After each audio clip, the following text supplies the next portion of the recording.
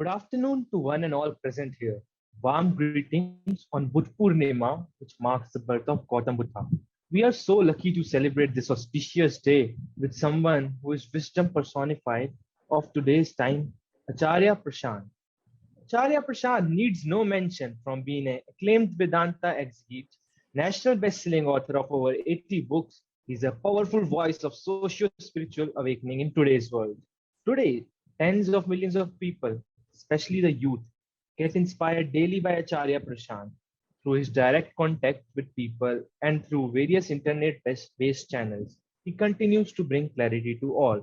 Sir, it's an honor to welcome you to address our institute. On behalf of IIT-Ropar, we thank you for accepting our invitation. Thank you so much. I'm Janmeet from IIT-Ropar. Today, being Buddha Purnima, would want to know how will a Buddha look like in today's world. Unlike before, he cannot walk barefooted as the temperature now is more than 50 degrees centigrade. He cannot go to jungle as we have none. He cannot beg as that will be taken offensive by the society. He cannot roam from village to village as people may tout him as a robber and put to jail. He will be called a misogynist if he says anything on women, even though he might be the most compassionate being. He will not find an Ashoka or other prominent rulers, businessmen, who will patronage in spreading his message, as we mostly find today's powerful people corrupted and engrossed with personal gains. Sir, so how will today's Buddha look like? How did the Buddha look then? Who is the Buddha? Let's try to understand with the story of Gautam Buddha, the Shakyamuni Buddha, as we call him. So, who was he? Let's look at his central characteristics. One, someone who is well versed in the knowledge of his time. Buddha had deep scriptural knowledge. He was born in a Hindu Kshatriya family. He is a prince. And ever since his childhood, he was quite talented. So, one thing about him is that he was quite well read. Second thing is, he was deeply interested in knowing the depths of life. He did not want to remain merely at the superficial levels. So he would observe a lot. He would think a lot. So you remember the very famous incidents when he is going to the youth festival being celebrated in the kingdom, and he comes across an old man, a sick man, and finally a dead man. Now, these are not very rare occurrences. These are not extremely special sights. We know of oldness and sickness at least, even if we do not see dead bodies every day. But the Buddha looks at those sights and is deeply perturbed. He has a certain curiosity. He does not live in the feeling that I already know. So he attentively watches and he asks his charioteer, what is this all about? What is happening? Does it happen with all? Am I going to die one day? And the charioteer is a nice, honest fellow. He says, yes, you too will get old, fall sick and die one day. So that's the thing about him. He wants to understand life. We are going into the central characteristics of the Buddha. Even today's Buddha would have these characteristics. Next is compassion.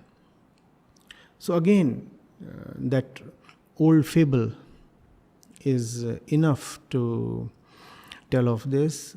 So Buddha is having his morning walk, and some hunter shoots an arrow at a pigeon, and the pigeon gets hurt and falls at the Buddha's feet. And the Buddha picks him up, and the shooter comes to him and says, I shot him down. He's my catch. Give him to me. The Buddha says, no, I won't give him to you. The shooter says, but that's against the law. I am entitled, as per the law of the land, to make a living by killing living beings, birds, animals, and selling their flesh. The Buddha says, compassion is higher than justice. The life of an innocent being is higher than the law of any land. So that's Buddha. For him, compassion is above everything else. First characteristic was that he was quite well read, so that's about knowledge. Second was about curiosity and perceptiveness, attentiveness. Now this third characteristic is compassion. Then you come to the fourth characteristic. The fourth characteristic is Buddha was all set to be the king. He was already the crown prince. So power, pelf, money, they all awaited him. Equally, he had a beautiful wife and a baby as well.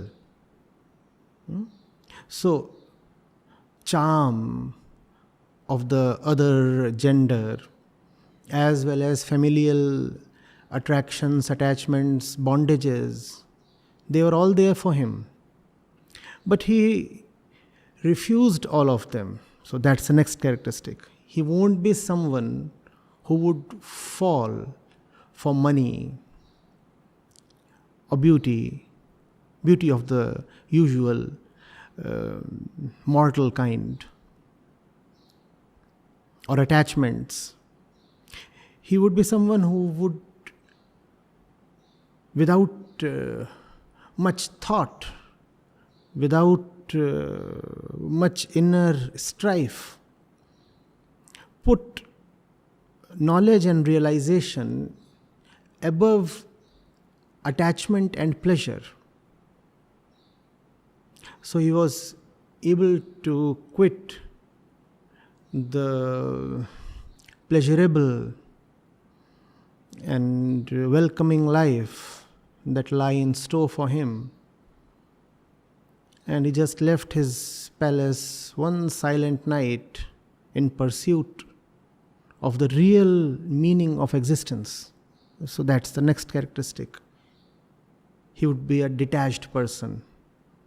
You could equally say he would be in deep love with realization. And he would not be someone who can be bought off.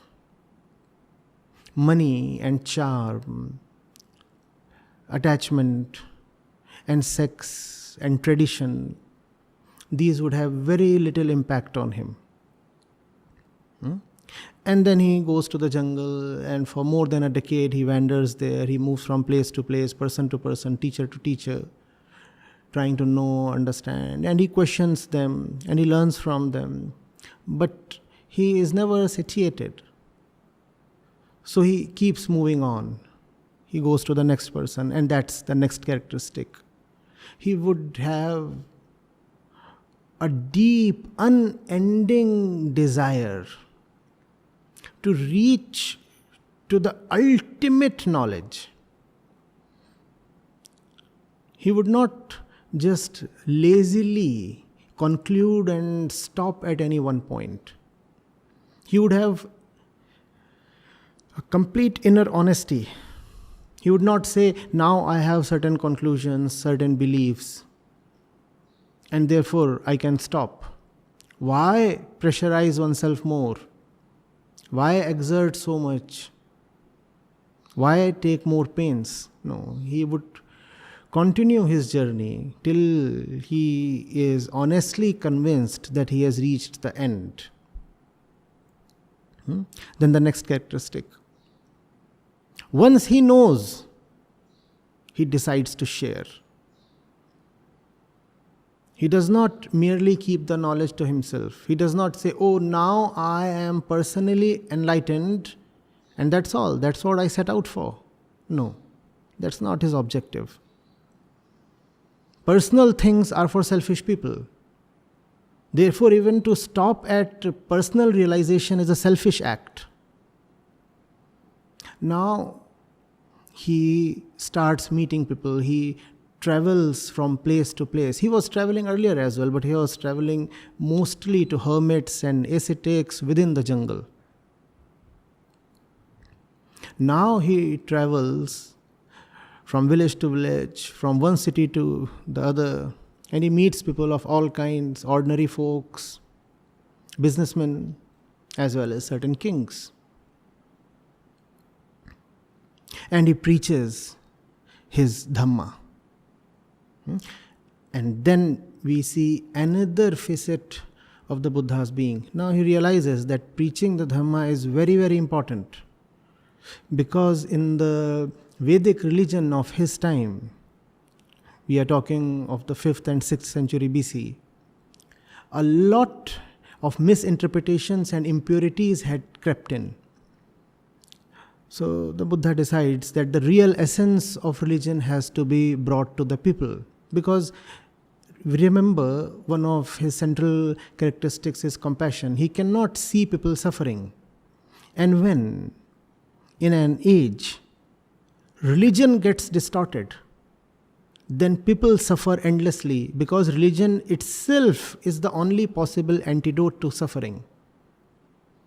When that antidote itself fails and gets corrupted, then what will save the common folk? So Buddha decides to propagate his religion. And he proves to be a great publicist.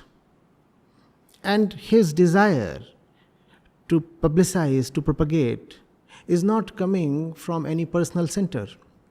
His personal self he has already conquered, or you could say extinguished. That's the meaning of nirvana, to extinguish.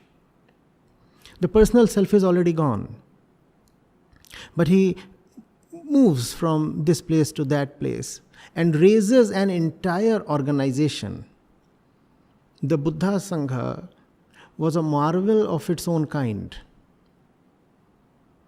Not that he wanted to have some kind of entrepreneurial zeal or act. It's just that it was needed. It was an organization raised not out of the need to expand your personal self and ambition, but an organization that was the imperative of its time. You needed that so that the people could be saved. So that's the next characteristic. He would be a very practical man. When he needed to quit the kingdom and go to the jungle, he did that. And when he needed to raise an organization, he was equally deft at that. So much so that he left Buddhism at a place where it was poised to become the dominant religion of the land. So these are the characteristics, the core characteristics of the Buddha. Obviously, today's Buddha, as you said, would not walk barefooted. And he would not need to probably walk. We have better technologies to carry us from one place to the other now. He would probably not go village to village. We have better technologies to make us, help us reach out to people.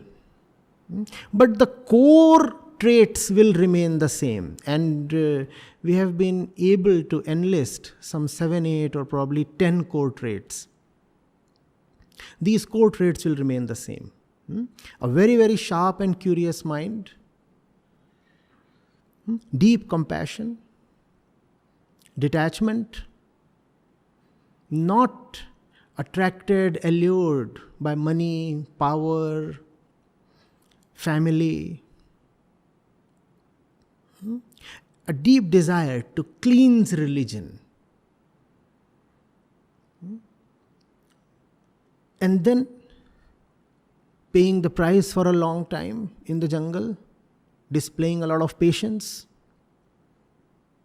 And after that, emerging into public life, social life again, and raising a great organization that was able to meet the compassionate objectives.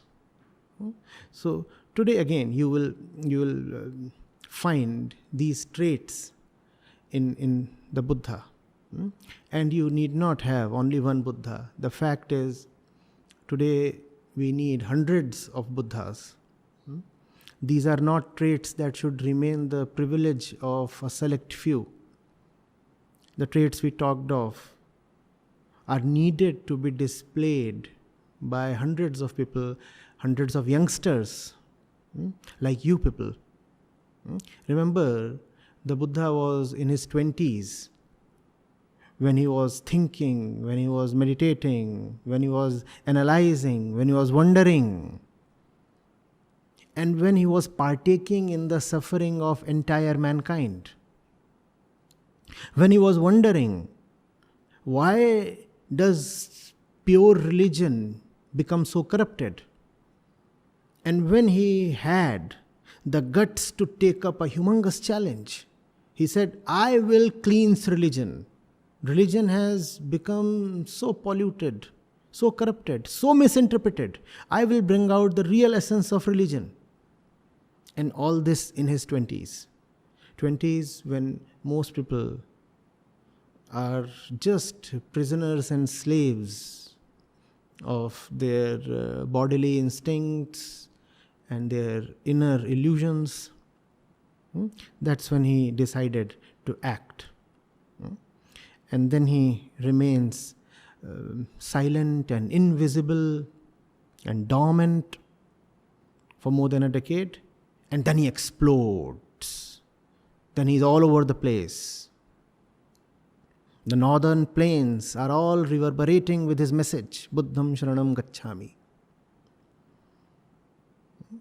So that's the kind of mind and that's the kind of personality we need today. Right?